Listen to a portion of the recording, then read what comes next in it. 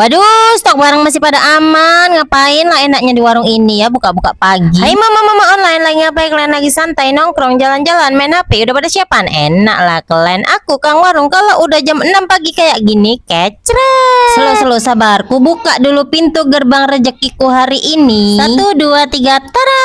Udah terang aja nih di luar. Diawali dengan bismillah, doanya jangan lupa. Semoga hari ini jualannya laris manis dan berkah. Amin. Siapa di sini yang nggak kepingin kalau namanya orang jualan itu bukanya pagi-pagi udah banyak yang beli aja. Bisa tetap stok barang biar warungnya itu tetap kelihatan rame. Apa aja yang dicari orang di warung kita itu ada. Pendapatan tiap harinya itu stabil. Kalau stok barang udah pada kosong, mau refill ulang, nggak perlu putar otak buat mikirin modal yang nggak cukup. Bisa menyisihkan sedikit demi sedikit buat disimpan. Mana tahu ya kan, ada biaya yang mendadak yang kadang-kadang itu nggak kepikiran sama kita.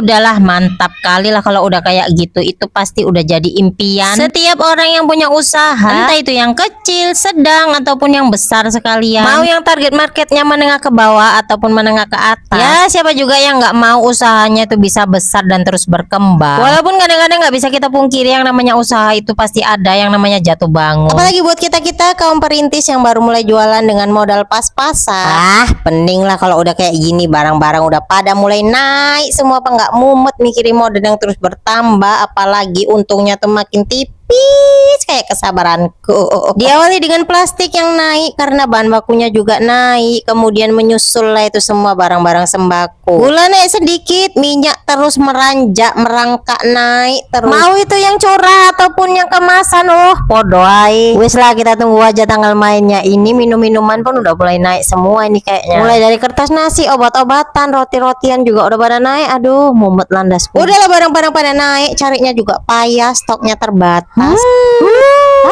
Kerasa loh, kerasa yang biasanya duit sekian bisa buat belanja barang-barang gitu banyak. Ya sekarang barang-barang udah pada naik, duit sekian cuman bisa dapat sekian dan terima kasih.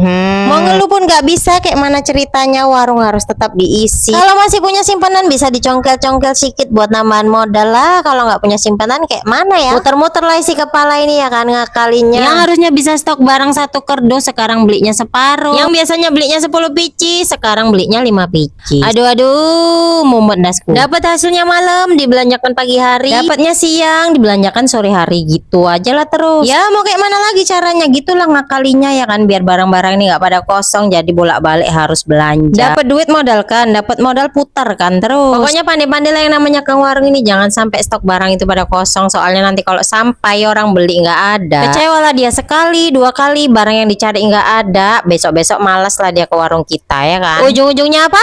Rugi dong. Yang namanya orang jualan ini pahit-pahitnya aja lah ya kan. Bukan cuma sekedar modal nekat dan juga modal usaha yang diperlukan, tapi butuh juga yang namanya ketelatenan. Kalau barang-barang apa aja yang habis itu cepet-cepet lah kita isi ulang. Pokoknya apapun ceritanya, kepuasan pelanggan itu nomor 1. Jangan sampai nanti dia cari barang itu tapi nggak ada. Biarpun stoknya sedikit tapi selalu ready, itu lebih baik dibandingkan stok barang yang satu itu banyak tapi stok barang-barang yang lainnya itu pada kosong, nggak ada gunanya. Modalnya cuma terpendam di satu barang tapi nggak bisa keluar. Sia-sia kan kayak gitu. Beda nih ceritanya kalau barang itu memang terbest seller di warung kita, banyak pula yang cari. Kalau beli habis, itu boleh kalau stok barang kayak gitu banyak, karena udah dipastikan barang itu bakalan laku dan cepat habis stoknya. Jadi bukan hanya sekedar perputaran modal, tapi untung juga kita dapat. Buat barang-barang yang jarang laku dan jarang dicari orang, sebaiknya stok barang itu sikit-sikit aja ya kan. Biar apa coba? Ya biar modal itu nggak terpendam di situ-situ aja. Ini sendiri aku terapkan di warung aku ya woi. Buat kalian yang bingung dan baru mulai buka jualan, bisalah tiru cara aku ini. Semoga aja tips dan triksnya bisa sedikit membantu. Buat yang mau aja, kalau nggak mau ya nggak apa-apa juga. Oke lah kalau kayak gitu aku udah selesai aja, mau lanjut beres-beres. Sampai jumpa di next video. Bye bye guys.